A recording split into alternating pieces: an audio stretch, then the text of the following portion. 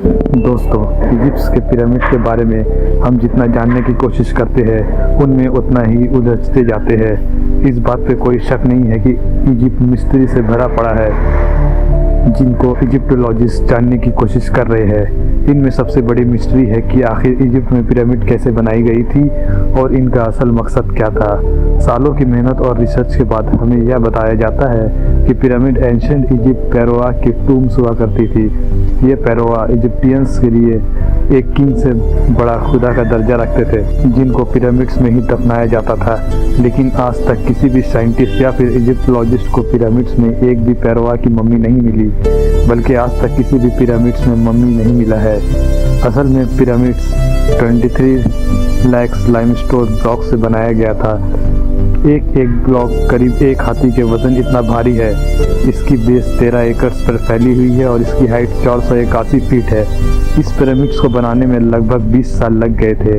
करीब 20,000-30,000 वर्कर लगे थे इस पिरामिड्स को बनाने में, जिन्होंने 10-10 घंटे काम किया इस पिरामिड्स को बनाने में।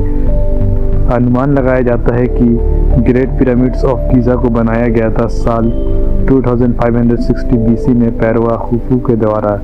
पैरोआ खुफू की बात करें तो ये सेकंड राजा थे 4 dynasty of kingdom of Egypt के। खुफू का पिरामिड शायद इस प्लैनेट पर अब तक बनी सबसे बड़ी इमारत है। इसकी डायमेंशन 51 डिग्री 52 के कोण पर उठती है और कंपास के 4 प्रमुख बिंदुओं को और स्टिक रूप से उन्मुक्त होती है।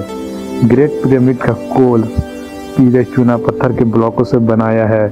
बाहरी आवरण अब लगभग पूरी तरह से गायब हो चुका है और आंतरिक मार्ग हल्के हल्के रंग के चूना पत्थरों के है और आंतरिक दफन कक्ष ग्रेनाइट के विशाल ब्लॉकों से बनाया गया है।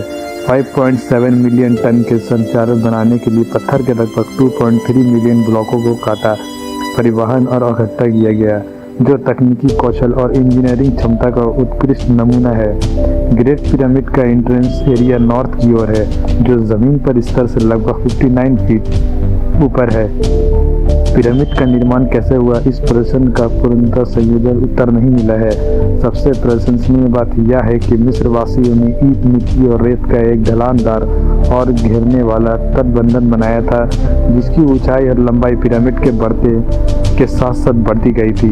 पत्थर के ब्लॉकों को स्लेज रोलर्स और रिवर के माध्यम से रैम तक खींचा गया। 1980 और 90 के दशक के अंत में पिरामिड की प्रवेश में खुदाई से मजदूरों के जिलों का पता चला, जिसमें बेकरियां, भंडारण क्षेत्र, कार्यशालाएं और श्रमिकों को कारीगरों की छोटी कब्रें शामिल थी।